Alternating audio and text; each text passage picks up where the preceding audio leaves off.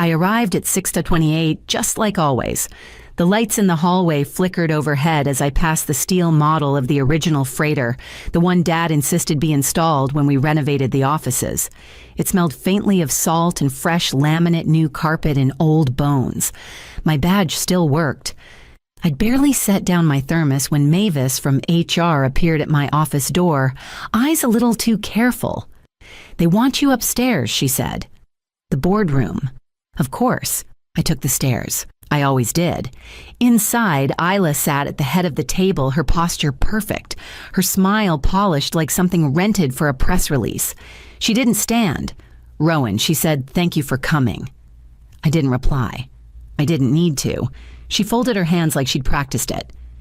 "The board and I believe it's time for a new direction, a modernized, agile leadership style." A pause. Not for effect, she was waiting for me to interrupt. I didn't. "You never evolved," she added. "The industry is changing and you've stayed stuck in systems and structures that no longer scale."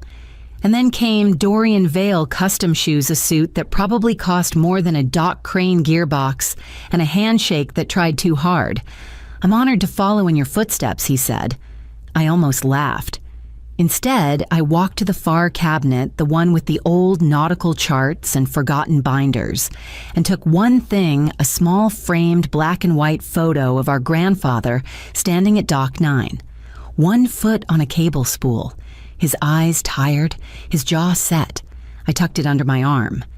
At the door, I paused. Isla had already turned her gaze to Dorian, speaking in metrics and media strategy. "Be careful where you step," I said quietly. Neither of them looked up. I walked out down the same stairs I'd climbed for 17 years. Outside, the wind smelled like diesel and tide. I stood at the curb a moment longer, the city beginning to wake, and felt the shift begin not around me but under. I sat on the porch with my boots off and the harbor in full view.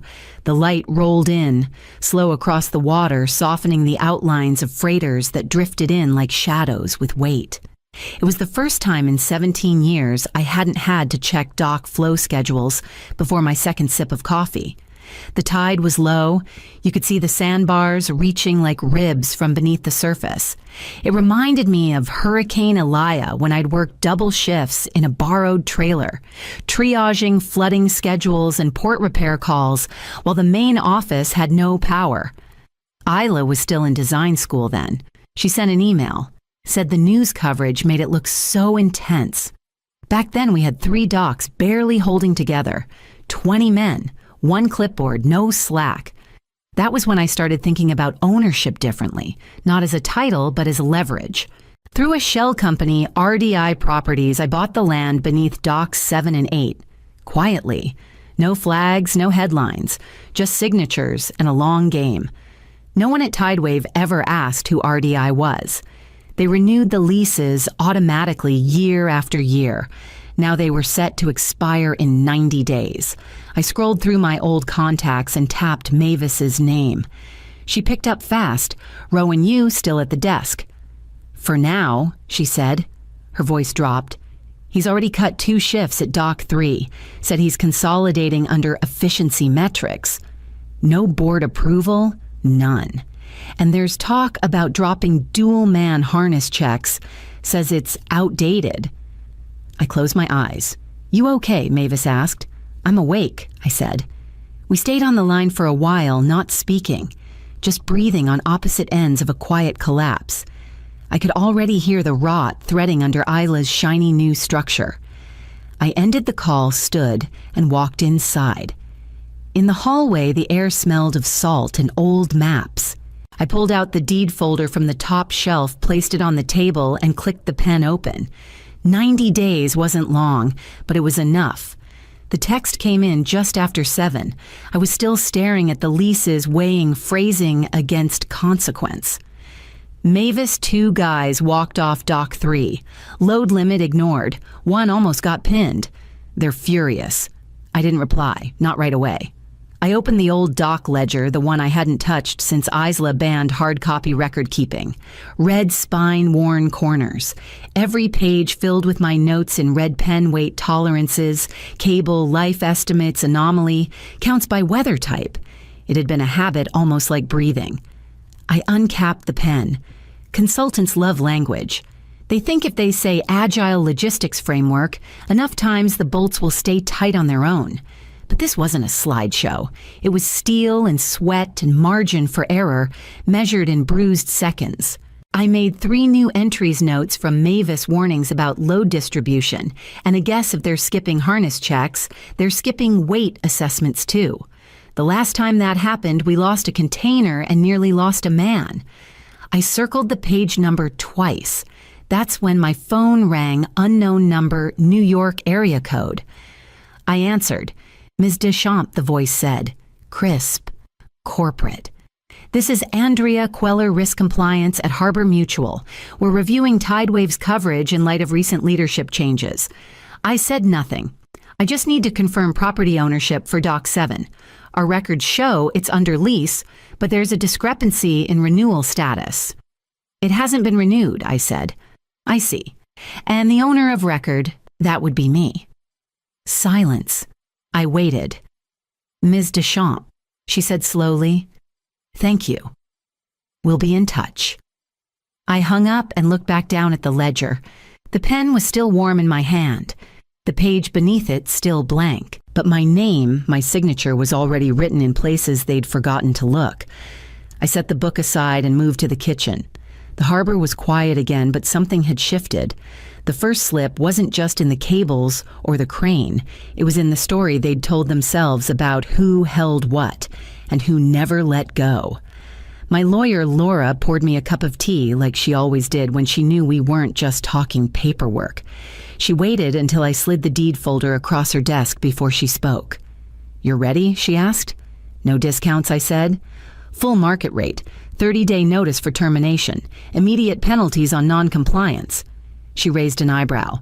You want to give them a chance to fight it? I want it clean. We worked in silence for a while. I handed over the property documents, then 3 sealed envelopes, one with the lease history, one with the land valuation model, and one with language I'd drafted myself, clear, exact, unemotional. Laura flipped through the pages, nodding. This will hold. It has to. At home, I pulled out the 3 crates I kept in the guest closet. Not company issued. Just mine. Red folders full of inspection reports, hand-drawn load charts, color-coded repair maps. I laid them out across the table, 17 years of off-network records, every overlooked malfunction, every fix we didn't brag about.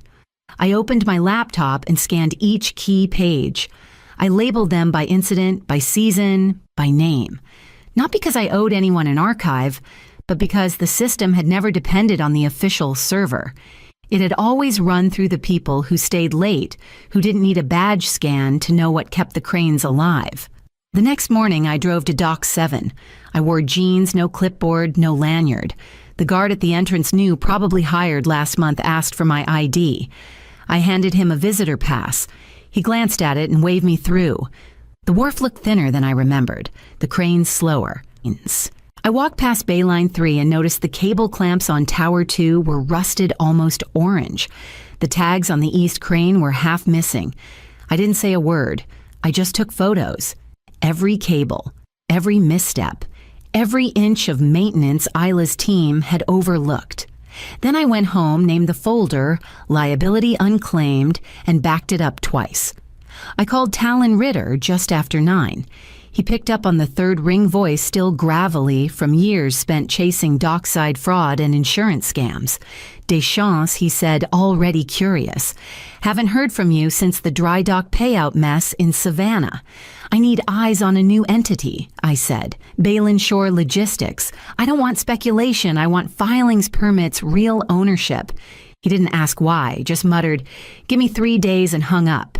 It took 2.5. The email came with a single sentence. You'll want to read this somewhere private.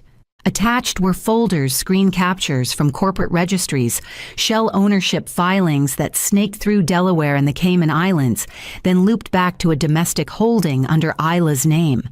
the same trust she used to lease her condo in Charleston's historic district. But that wasn't the part that caught in my throat. It was the pitch decks designed for investors. Colorful, polished, full of promises about lean maritime models and post-legacy optimization. She'd copied my logistics framework almost word for word. The staggered crew rotations, the seasonal weather buffers, even the emergency load-shedding protocols I wrote after the Tai B collision. Renamed, rearranged, but still mine. In one photo, Isla stood in front of a marina backdrop gesturing toward a map that looked suspiciously like Tidewave's routes, except the label at the bottom read, Balin Future Corridors. She wasn't building on Tidewave, she was building past it, through it, around it. The permits lined up along every corridor I had spent years negotiating Charleston to Galveston, Norfolk to Veracruz. She was using my foundation to pitch a replacement stripped of the crew, the safety, the hard-won resilience. Just flash and numbers. I closed my laptop, breathing slow. This wasn't reinvention. It wasn't even competition. It was theft slick and dressed in buzzwords. And it meant the moment had passed for silence. I reopened my notes, sorted them into 2 piles, then reached for the folder marked Operational IP. Her slides might have looked clean, but they had roots she couldn't rewrite. The voicemail was short, just a name I hadn't heard in a while, a voice that sounded older than I remembered. Rowan. It's Jeremiah Holt. We need to talk. I called him back from the back porch wind coming in off the water. Jeremiah had been on the board for decades, a steady hand even when the company didn't deserve one. He'd stepped down last year quietly after Isla began replacing legacy members with people who'd never set foot on a dock. I'm hearing things he said without greeting. Investor murmurs. Asset reshuffling. She's pitching something that doesn't match the logistics on the ground. She's pitching, Balin, I said. He paused. So it's real. She's using my model, my structure, without the infrastructure or the people who held it together. He sighed. That explains why insurance flagged inconsistencies, and why Gavin Vale is still showing up with press releases, but no freight. I didn't give him everything, just a few excerpts from the pitch decks, a screenshot of the trademark filing a redacted permit. Enough to make the ground under his feet shift. I'll talk to who's left, he said. But you should know they don't trust easily now. I'm not asking them to. Later that evening, I sent a message to someone else. Zayden Cortez. We'd been rivals once when Crescent Holdings tried to outbid Tidewave for the Beaumont corridor, but he'd respected the fight. The silence on his end after I explained what I had, what I owned, and what was about to implode lasted almost a minute. You're offering what he finally asked. Operational rights, 2 deepwater terminals, experienced teams, scalable systems. And you? I'll run it. Quietly. No press. Just performance. Zayden didn't need a second pitch. Send the specs, he said. I closed the call, sat in the dark, and watched the cargo lights blink across the bay. She'd fired me, erased me, and tried to wear the uniform without ever earning the sweat. But now I wasn't reaching back to take the wheel. I was choosing where the current would go next. The formal offer came in on a Thursday.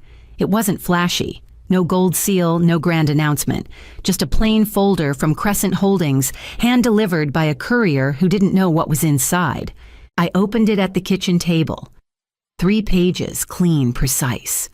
They wanted the operational assets, equipment personnel contracts, but not the land. That would stay with RDI Properties. My terms, my lease, my oversight. The final clause named the role Regional Director of Operations. Not flashy, but no less central. I signed the last page without hesitation. Then I opened my contacts list and selected 7 names people who didn't need a memo to understand the rhythm of a port. Carla from Dispatch, Ron from HR, Manny who could fix a crane engine by touch alone, Mavis, of course. I didn't explain everything. I just sent a single line, if change comes, be ready. Carla replied first. Carla, wherever you lead, we follow. By sunset, 5 others had responded, All the same message in different tones, not out of loyalty to a title, but to structure, to safety, to a kind of unspoken integrity that couldn't be faked by consultants. I looked out at Dock 8 where the cranes sat idle under a sinking sun. From here, they looked like ruins. But I knew better. The bones were good. The systems just needed hands that knew where the pressure points were and how not to collapse them. I backed up the signed contract, placed a hard copy in the safe, and closed the lid gently. Tomorrow, I'd inform the board. Not with threats, not with spectacle. Just a deal they never expected from the woman they thought they'd erased. And when the dock lights blinked on that night in steady rhythm, I watched them flicker once, then hold. The boardroom hadn't changed. Still glass walls and brushed steel, still too cold for a coastal office. But the people inside looked different. Now, tighter, thinner, around the eyes. Pressure shows itself in the details. I walked in without invitation, 2 folders under my arm. Isla was already standing mid-pitch, gesturing toward a screen full of graphs and vague strategy points. She paused when she saw me. This is a closed session. I placed the first folder on the table. Then you haven't had time to shred these. The board shifted. Some leaned forward, others froze. This I said. Opening the folder is documentation of a shell company called Balin Shore Logistics, registered under Ms. Deschamps' secondary holding trust, the same trust used to acquire permits mimicking Tidewave's operational routes. I turned to page 4. Here are investor pitch slides showing repurposed Tidewave systems lifted directly from proprietary safety protocols and port logistics models I authored. Word for word. Gasps weren't audible, but the silence was. I set the second folder beside it, and this is a formal acquisition offer from Crescent Holdings. It includes leasing agreements for Docks 7 and 8 terms, approved by RDI Properties, my company, and a commitment to retain Tidewave personnel under new leadership. Isla's voice cracked as she tried to gather words. You're gutting the company. No, I said, meeting her eyes. You did that the moment you fired your operations backbone and tried to sell it back to yourself. The door opened again. Our father entered. Marcellus Deschamps. He didn't say a word, just nodded toward the table and sat. The board reviewed both folders. It didn't take long. A vote was called. Isla removed. The Crescent deal approved. No shouting, no theatrics. Just signatures and the quiet rhythm of consequence. As the room emptied, my father stayed seated. He looked toward Isla's empty chair, then back at me. You always were the one with the spine, he said. I nodded once, then gathered the folders and turned to leave. The echo of my boots across that polished floor was the cleanest sound I'd heard in years. My new badge was smaller than the old one. White letters on matte black regional director, Crescent Maritime. No gold trim, no corporate embossing, just clarity. It fit better than I expected. Every morning at 6, I walked the yard. Same boots, same clipboard. I checked the crane logs by hand, ran my fingers over rust seams that didn't show up in spreadsheets. I didn't need to explain why I was there. The crew knew. They handed over numbers, flagged, anomalies, cracked, small jokes the way they always had, just quieter now. Like the place had taken a breath and finally held it steady. Crescent repainted the terminals last week. A clean slate gray, soft blue striping near the upper beams. It looked sharp in the morning light, but they didn't change the cranes. I told them not to. There was nothing wrong with what held. They asked if I wanted to rename the ports. A fresh start, they called it. I said no. Names don't hold weight. Systems do. Isla's company unraveled by the end of the quarter. The investor pool vanished as soon as Balin's shell structure collapsed under scrutiny. The permits were pulled, contracts voided, and the routes she'd tried to claim fell silent. Her network hadn't been built. It had been borrowed, temporarily, and only in her head. Last I heard, she was consulting from a WeWork in Midtown Atlanta, pitching resilience strategies to startups that didn't know any better. Her name stopped appearing in newsletters, then press releases, then LinkedIn updates. I visited my father on a rainy Thursday. He still made his coffee too strong, still watched the tide like it could tell him something. His hands shook now, but he wouldn't acknowledge it. We sat on the screen porch, steam curling from our mugs. We didn't talk business. We didn't need to. Eventually, he said, "You didn't take the top seat." I shook my head. Didn't need it. He nodded, once eyes on the water. A freighter slid past the edge of the bay engines, soft against the fog. I watched it pass and felt something settle. It wasn't triumph. It was alignment.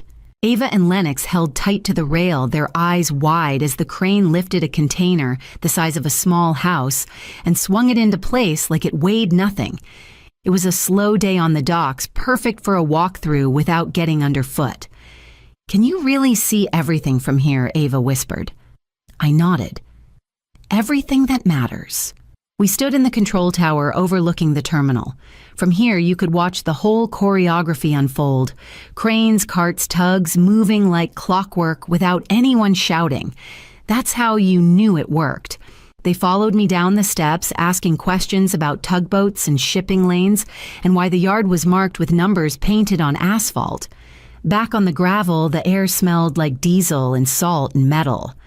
I walked them along the edge of Bayline 4, past the new crescent signage. Clean, simple. They hadn't replaced the core, just repainted it. In my bag, the red notebook still rode, zippered against my hip. Pages, frayed margins, full of initials, pressure checks, emergency rewrites. I hadn't needed to flip through it lately, but I carried it anyway. We reached the end of the lot where the crane crew was just clocking out. I handed Manny a brown paper bag. Fridays still meant cinnamon rolls, no matter how high the title changed. He smiled, shook his head, and handed one back to Ava without a word. We walked to the end of the pier as a freighter eased into position. I pointed to the flag, to the stacks of containers, to the ropes coiling perfectly along the edge. They didn't see legacy, or leverage, or revenge. They saw a system that worked. I didn't give speeches. I didn't tell them what had been taken or won or rebuilt. I just let them look. And when the horns sounded deep and low across the water, I saw Ava lift her head and smile. Not because she understood it all yet, but because she could feel it steady, alive, still holding. And for the first time in years, I did too.